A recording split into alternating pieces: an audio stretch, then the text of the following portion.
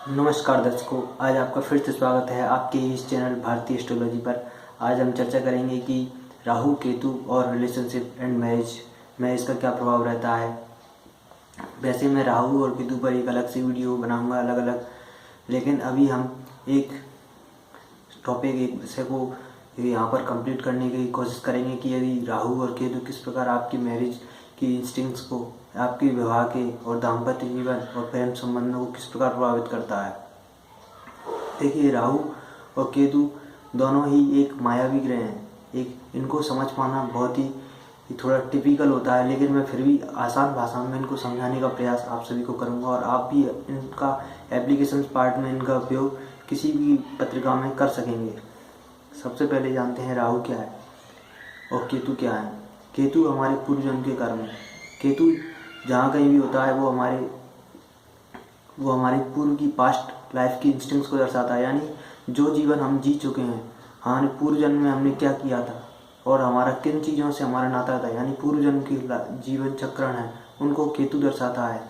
वैसे तो सूर्य की प्रकाश में 7 रंग होते हैं। उसी प्रकार अगर इन 7 रंगों से अगर नीचे की तरफ जाएं, लो फ्रिक्वेंसी की तरफ जाते हैं तो केतु की फ्रिक्वेंसी आती है, और अगर अल्ट्रावायलेट जोन में जाते हैं, इंफ्रारेड जोन केतु का होता है, और अल्ट्रावायलेट जोन यानी अगर हम फ्रिक्वेंसी से ऊपर जाते हैं 7 रंग में तो राहु मिलता है।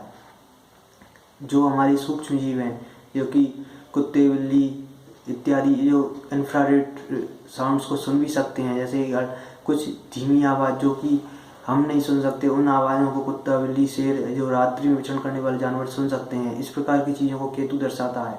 केतु सांप को भी दर्शाता है। इस प्रकार इन चीज़ों को संबंध, इन सूक्ष्म जीवों से संबंध, सूक्ष्म जगत का संबंध केतु से है। और राहु परावैंगनिक किरणों को यानी अल्ट्रावायलेट जोन को दर्शाता है, जिनको हमारा शरीर एब्जॉर्ब नहीं कर सकता। कहीं ना कहीं ये कुछ ना कुछ हानिकारक अवश्य होती हैं हमारे लिए, और परावैंगनिक किरणों को, इन जोन को संबोधित राहु करता है। और राहु की इंस्टिंक्ट्स अलग तरह की होती हैं। ये दोनों एक दूसरे के बिल्कुल विपरीत व्यवहार करते हैं, राहु और केतु। राहु क्या है कि हम चीज़ों को और अधिक पाना चाहता है, लालसा, जीवन जीने की इच्छा, यानी व्यक्ति का जन्म किस लिए हुआ है, इन सब चीज़ों का अर्थ राहु से आता है। जैसे कोई मेरी इच्छा रवि रजा है, इसके कारण मुझे फिर से जन्म लेना पड़े, वो राहु दर्शाता है। यानी राहु जिस भी भाव में आपकी जन्म पत्रिका में होगा, उससे संबंधित चीज़ें करने में आपको बड़ा मज़ा आता हो, या उन सब चीज़ों को पाने के लिए आप हमेशा लालायित रहते हैं। और केतु जिस भाव में होता है, उस व्यक्ति का उस भाव से मन भरा से रहता है। वो चाहता नहीं है कि उस चीज़ों को अब सीखे और आगे प्रयोग करे। इस प्रकार की चीज़ें यह देखने को मिलती हैं। और इसी प्रकार यदि राहु या केतु आपके 7वें भाव में जाता है, या 7वें शुक्र के साथ युति बना लेता है, तो यह एक ऐसी परिस्थिति बना देता है व्यक्ति के मन में। वो चाहता है कि उसको विवाह नहीं करे, या फिर जिसका विवाह हो जाता है उसके साथ में, तो उसका मन भरा सा रह जाता है, मन ऊब सा जाता है। यानी वो चाहता है कि मैं कहाँ फंस गया हूँ। वो क्योंकि वो पास्ट लाइफ में इन सब चीज़ों को एक्सपीरियंस कर चुका है, वो चाहता है कि वो इन सब चीज़ों से दूर रहे। केतु एक डिटैचमेंट, एक अलगाव की फीलिंग हमको देने का प्रयास करता है। और वहीं राहु अगर 7वें भाव में आ जाए, या 7वें भाव के स्वामी के साथ किसी प्रकार संबंध बना लेगा, तो 7वें भाव से संबंध बनाए राहु, तो व्यक्ति का एक से अधिक, एक पार्टनर से मन ही नहीं भरता। वो चाहता है कि और अधिक से अधिक उसको मिलती रहें। इस प्रकार की चीज़ों को राहु दिखाता है कि उसकी मतलब कई हो सकता है एक्स्ट्रा मैरिटल अफेयर्स भी हो जाएं। ऐसी कई घटनाएं, ऐसी कई चीज़ें को सामने आ सकती हैं। पर आपको मेरा निवेदन है कि आप इसको लिटरली अप्लाई मत कीजिए, क्योंकि कुंडली का संपूर्ण एनालिसिस या कुंडली को पूरा विश्लेषण किए बिना हम किसी भी निष्कर्ष पर नहीं आ सकते हैं। यह मैं आपको एक जानकारी के तौर पर बता रहा हूँ कि इस प्रकार की चीज़ें राहु और केतु के माध्यम से दिखती हैं। केतु में क्या होता है, जैसे कि आप देखिए कि आपने कोई चीज़ें बहुत जी भर के किसी चीज़ का उपयोग कर लिया, तो आपका मन भर जाएगा उसको। अब आप चाहोगे नहीं कि वो चीज़ मुझे दोबारा मिले, या उस चीज़ को आपने कोई चीज़ खा ली, भोजन कर लिया आपने, तो आपको भोजन करने के लिए बाद में मन नहीं होगा, चाहे आपके सामने स्वादिष्ट व्यंजन आ जाए। उसी प्रकार की स्थिति कुछ केतु के में भी बनती है, कि जैसे कि अगर केतु आता है तो व्यक्ति को, वो जानता तो नहीं है कि यार मैंने कब किया, पर वो उसका मन भरा सा रहता है। वो चाहता है, वो जानता है कि वो सब चीज़ों को भोग चुका, कर चुका है, इसलिए उसका मन उन चीज़ों से डिटैच होता है। इसलिए इसी प्रकार की स्थिति बनती है।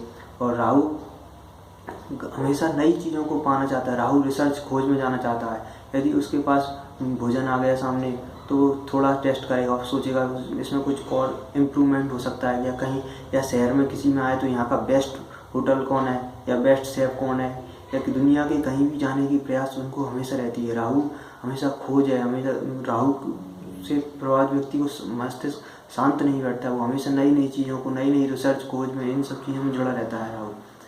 और जैसे कि राहु को मैंने बताया आपको 7वें भाव या 5वें भाव से इन संबंध बनाता है, तो निश्चित कुछ संभावना है कि आपकी एक्स्ट्रा मैरिटल अफेयर्स हो जाएं, या फिर आपके नए संबंध बन जाएं, या कह सकते हैं कि लव मैरिज हो।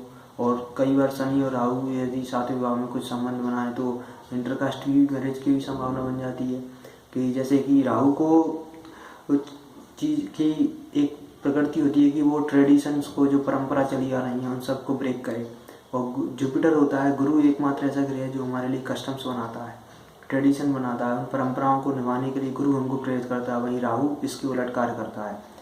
तो यदि आपकी किसी की पत्रिका में आप देखते हैं कि राहु 7वें भाव में है, राहु 7वें भाव को देख रहा है, किसी को प्रभावित कर रहा है, तो हो सकता है उसके वो इंटरकास्ट मैरिज करना चाहती हैं, तो आप उनको करवा दीजिए इंटरकास्ट मैरिज, क्योंकि ये राहु कस्टम्स को ब्रेक करता है। यहाँ पर एक कस्टम ब्रेक कर देगा कोई बात नहीं, लेकिन आगे उसके मैरिड लाइफ हैप्पी हो जाएगी।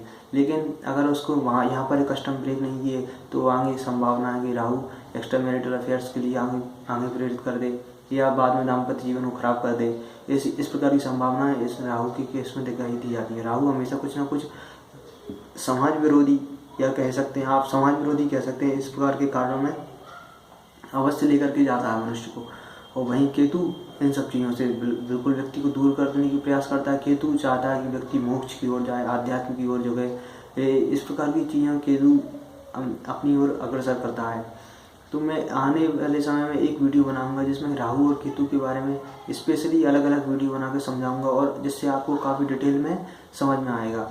अभी ये एक आज छोटे से शॉर्ट वीडियो थी, कह सकते हैं प्रोमो वीडियो है। आने वाले समय में सभी ग्रहों के लिए अलग अलग से वीडियो बनाने का प्रयास करूंगा। अभी मैंने सन की तो बना चुका हूं, जो कि आप पूरी प्लेलिस्ट में जाकर दे सकते हो, सन एंड एस्ट्रोलॉजी। लेकिन और भी आगे मैं अन्य सभी ग्रहों की इसी प्रकार वीडियो बनाऊंगा जो कि आपको बेहद पसंद और रुचिकर होगी। धन्यवाद। जय श्री राम। आपसे निवेदन है आप भी मेरे चैनल को सब्सक्राइब कीजिए, जिससे आने वाले समय में और भी कई इसी प्रकार की इंटरेस्टिंग चीज़ों को मैं आपके समक्ष ला सकूँ।